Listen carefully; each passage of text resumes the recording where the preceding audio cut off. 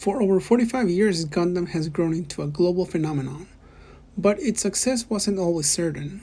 When the original series aired in 1979, low ratings cut its run short and it seemed destined to fade into obscurity. However, Bandai saw potential beyond TV. With model kits already popular among teenagers, they secured the rights to produce Gundam model kits. Just months after the anime ended, the first ever Gundam model kit, the RX-78-2, hit shelves in July of 1980. It was an instant hit, reigniting interest in the franchise and laying the foundation for what Gundam would become. And it all started with this kit.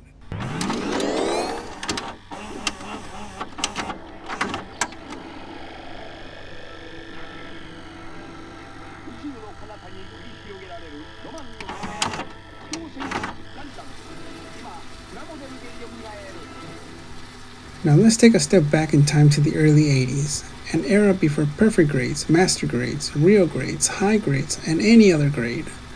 We're going all the way back to what we now call no grades.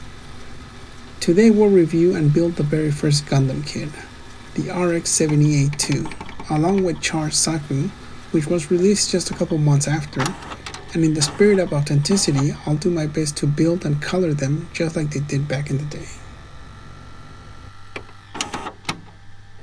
Now let's open this up and see what's inside. We get one bag with 2 runners inside, the 1-page instruction manual with just 7 steps to build this kit. Here's how the kit would look painted and panel lined. Could also paint it while it's still in the runner.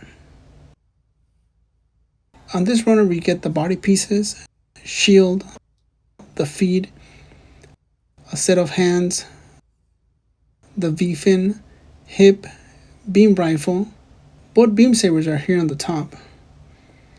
Second runner has the head, upper leg parts, backpack, shoulder pieces, lower legs, and 2 extra beam sabers are included, and later I'll let you know why that is. And to put these pieces together, we'll be using cement, as the older kits didn't snap together like the modern ones do.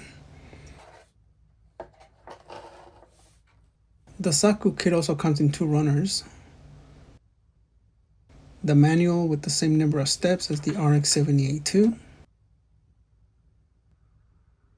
We got the body, head,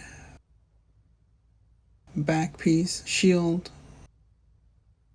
rifle, shoulders, legs.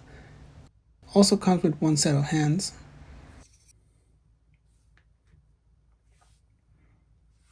I'll be using my handy 1-sided God hand nippers, which I still highly recommend. Alright, let's get to it.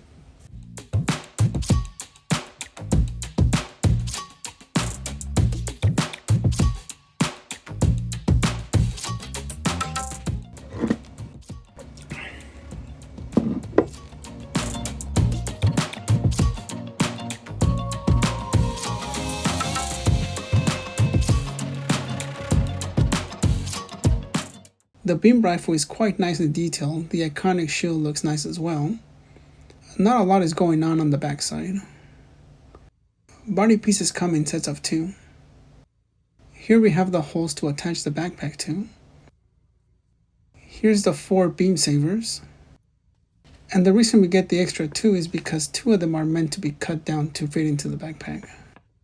Cut down to 1 centimeter from the handle. Pieces come with these guides, and that's to help you align the parts when gluing them together. What I found interesting is that some pieces have the runner number on them, and I sort of wish this had stuck around. It would have made it a lot easier when putting pieces together. I'm going to first put this together without glue to make sure I get things right. No poly caps here, so comes with this washer type clips to hold the shoulder joints together, so when it is glued, it can rotate and not fall off. The arm rotates around 90 degrees. The knee joint rotates around 45 degrees. The V-fin will need to be glued. Here's the kit partially assembled without any glue, and now that we know what goes where, let's glue it all together.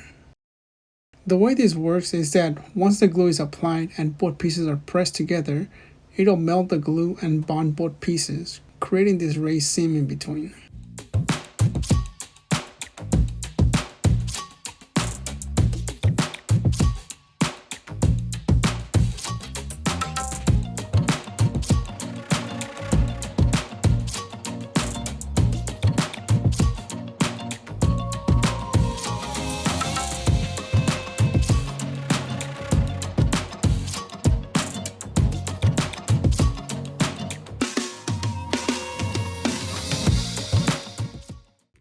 The hands actually do just pop in like so.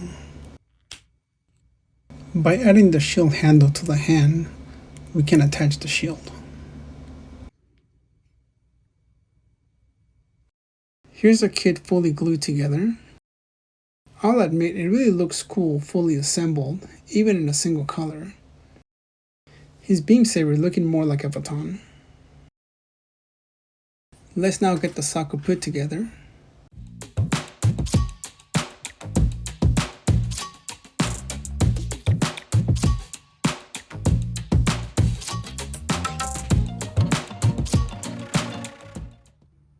The rifle looking more like an AK. This part is interesting.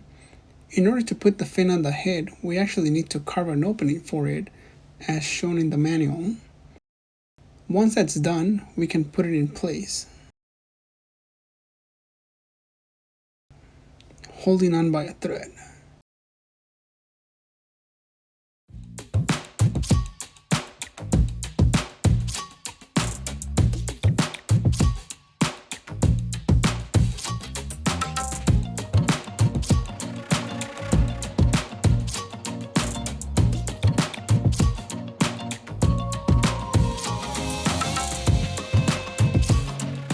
The gluing process for both kits took longer than I had expected, considering they didn't have that many pieces. No! No! And that's why you need glue.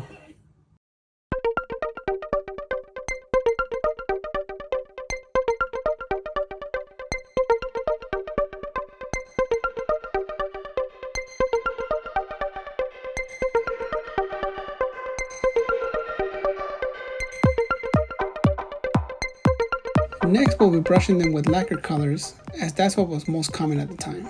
Also, we won't be priming these kits, as that too wasn't too common. These are the colors I'll be using for the RX-78-2, with our thinner using a 3:1 ratio. We'll start with the base using white. I've dismantled the pieces that aren't glued yet, so to make painting easier.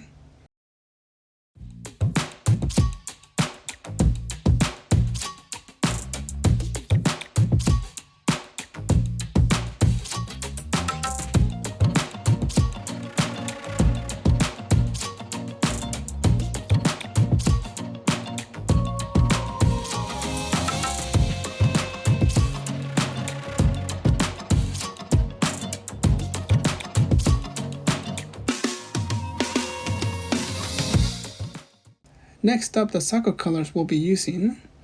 Some shades of red, pink for the eye, and grays. Still using one brush.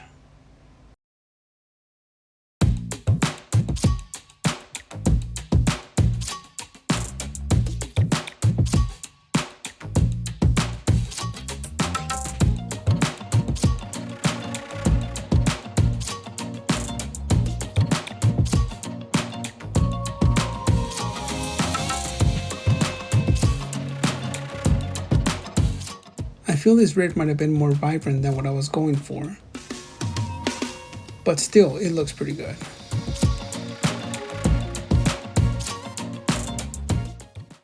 I'm liking this red more and more. Now with all these pieces painted, let's give them some time to dry. I'll be coloring the weapons on the hands of the RX-78-2 gray. a darker gray for the Zaku head and the center chest area, along with the knees and feet.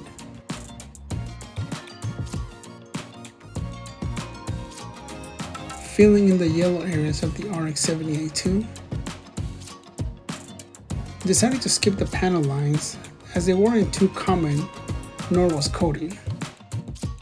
The red for the shield and the other body pieces.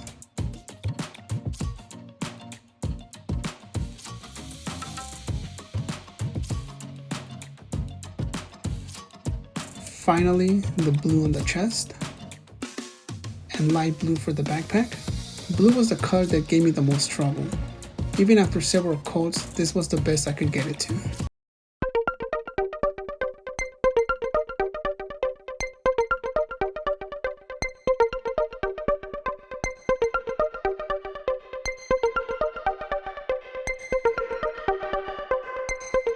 I really ended up liking how the Zaku turned out with this bright red.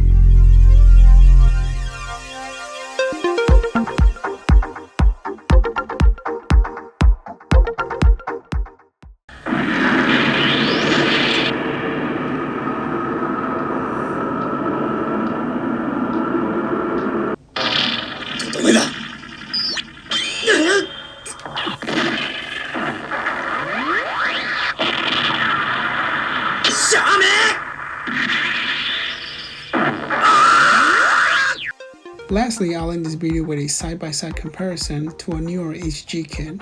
Not to put them head to head, as that wouldn't be fair. The original kit is a product of its time with its own charm. Instead, is to simply appreciate the advancements made over the decades. And with that, thank you for joining me once again. Until then, I'll see you on the next one.